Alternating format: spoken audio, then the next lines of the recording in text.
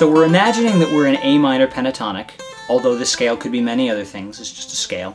We're going to be using mostly our pointer finger and our pinky and our ring finger for this. You want to start with your pointer finger on the 5th fret of the thick E string. And if we just go by fingers, just by finger numbers, the scale would be 1, 4, 1, 3, 1, 3, 1, 3, 1, 4, 1, 4. And always make sure you do these backwards, do them descending. So we're going 4, 1, 4, 1, 3, 1, 3, 1, 3, 1, 4, 1. If we do it by fret number, the fret numbers are 5, 8, 5, 7, 5, 7, 5, 7, 5, 8, 5, 8.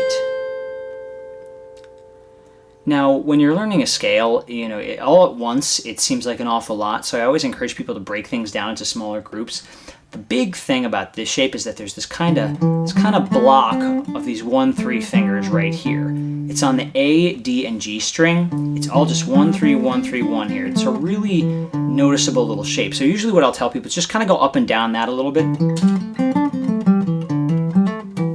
Just kind of mess around in that until you feel you're comfortable with it, and realize that the outside strings that are not in that little box are all 1 and 4. So you got 1, 4 on the E string there, got the 1, 3, 1, 3, 1, 3 block, and then 1, 4, and 1, 4 on the 2 thin strings too.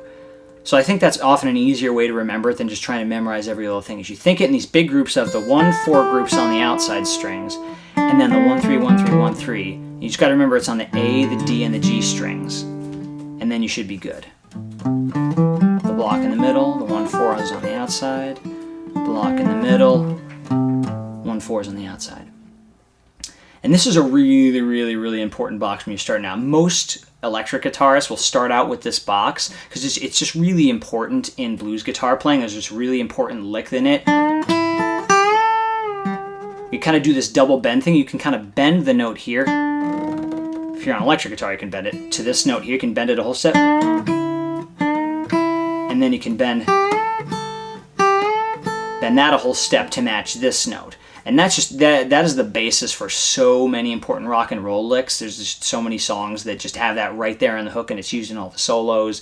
So that and a lot of other really common blues licks are right in this box. So this is just, a lot of people think of this as kind of the home of the blues, and it's a really good lesson to start cutting your chops on. So yeah, have fun with it, everybody.